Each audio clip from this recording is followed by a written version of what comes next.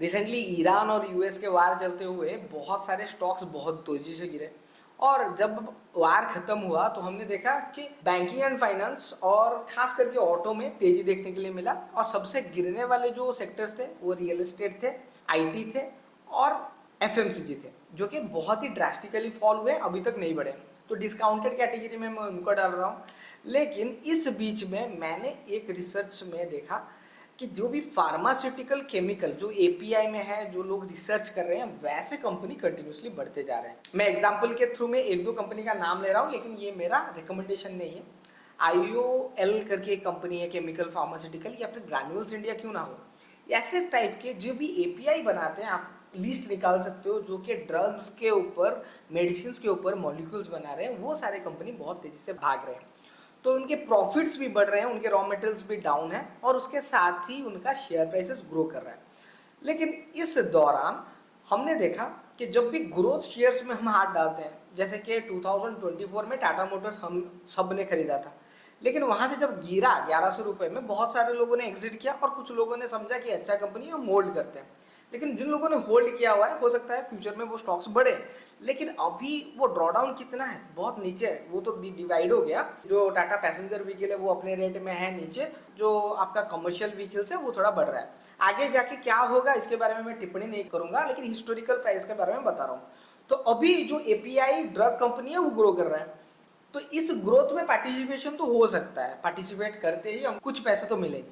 लेकिन यहां से जब ड्रॉडाउन होगा, तब कैसे वो कंपनीज को काटेंगे, कहां पर काटेंगे, इसको जानने के लिए आपको पता होना चाहिए कि जो एपीआई बनाने कंपनीज हैं, वो किन मॉलिक्यूल्स को बनाने के लिए ये कंपनियां आगे बढ़ रही हैं, और आप कौन कौन से एपीआई जो ड्रग्स के ऊपर मॉलिक्यूल्स बनाने वाले कंपनीज हैं, उनमें से कितने कंपनी को जानते हो। देखो, रिसर्च ऐसा ही होता है। रिसर्च ऐसे नहीं होता है कि आपको सनफार्मा पता है, खरीद लिया तो उसके हिसाब से आपको रिटर्न मिलेगा। लेकिन कोई भी अगर कंपनी बढ़ रहा है, उसके पीछे का रीजन क्या है, वो अभी अगर फार्मास्यूटिकल मॉलिक्यूल्स बढ़ रहा है तो उसके पीछे का रीजन मैं एक बता रहा हूँ कि कमोडिटी साइकिल का बेनिफिट तो मिल रहा है, क्योंकि कमोडिटी के प्राइसेस कम है और अचानक से जो डिमांड आया हुआ है, इसीलिए वहां पे प्रॉफिट दिख रहा है और उस प्रॉफिट के लिए खरीदारी हो रहा है। लेकिन जिस हिसाब से वो प्राइसेस बढ़ रहा है, ये कमोडिटी साइकिल का सिर्फ बेनिफिट नहीं है। और अचानक से ये फार्मास्यूटिकल कंपनियों का डिमांड क्यों आया, फार्मास्यूटिकल एपीआई का डिमांड क्यों आया। ऑलरेडी मैं पिछले वीडियो में, अगर 2-3 महीने के नीचे के वीडियो में आप बात करोगे, तो मैंने बताया था कि फार्मास्यूटिकल एंड हॉस्पिटल में इंडिया एक बहुत ही बड़ा अपॉर्चुनिटी है।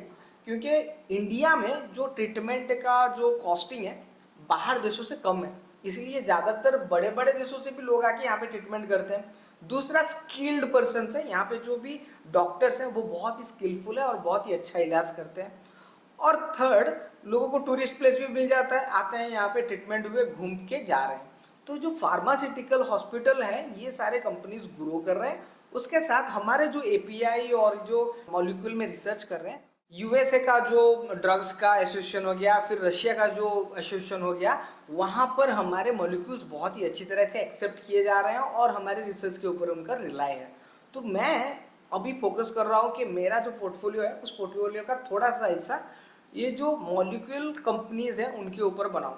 तो मेरा रिटर्न्स क्या हो सकता है आपके हिसाब से। अपना जो पोर्टफोलियो है, मैं थोड़ा सा फार्मास्यूटिकल केमिकल के ऊपर फोकस करने की कोशिश कर रहा हूँ।